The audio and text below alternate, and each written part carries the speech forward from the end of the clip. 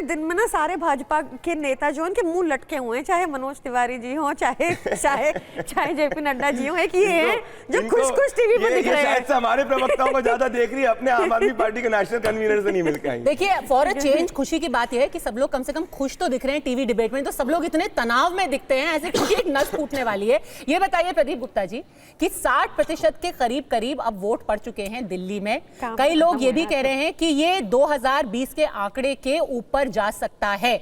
इससे क्या हम कुछ मैसेज लें? देखिए पद्मजा जी, आज के समय में हायर वोटर टर्नआउट इस बात की गारंटी नहीं है कि देयर इज ए बदलाव की बात, नंबर 1।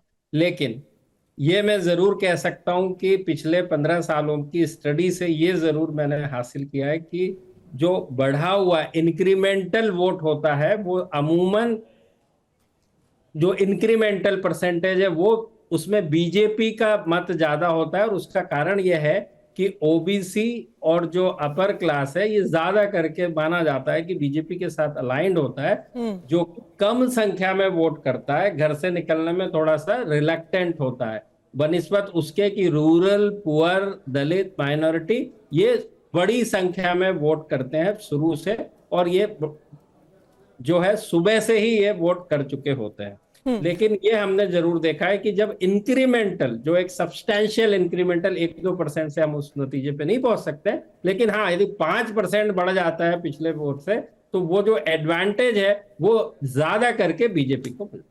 ठीक है, अगर बहुत ज्यादा बढ़ोतरी होती है ये एडवांटेज बीजेपी हो सकता है। कौन सी 3 सीटें हैं जिनमें सबसे ज्यादा अभी तक जो 5 बजे तक के आंकड़े हैं उनमें 3 कौन सी सीटें हैं जहां सबसे ज्यादा वोट पड़े हैं, वो आपको हम दिखा देते हैं। उनमें से सबसे ज्यादा अभी तक का मतदान हुआ है मुस्तफाबाद में। क्या वो ग्राफिक हम चला सकते हैं? मुस्तफाबाद में सबसे ज्यादा वोट पड़े हैं अभी तक, यानी कि 66% वोट मुस्तफाबाद में, सीलमपुर में भी 66% वोट और 65%। और ये 2 सीटें, इनफैक्ट तीनों ही जो सीटें हैं उनमें काफी ज्यादा मुस्लिम मतदाता भी हैं।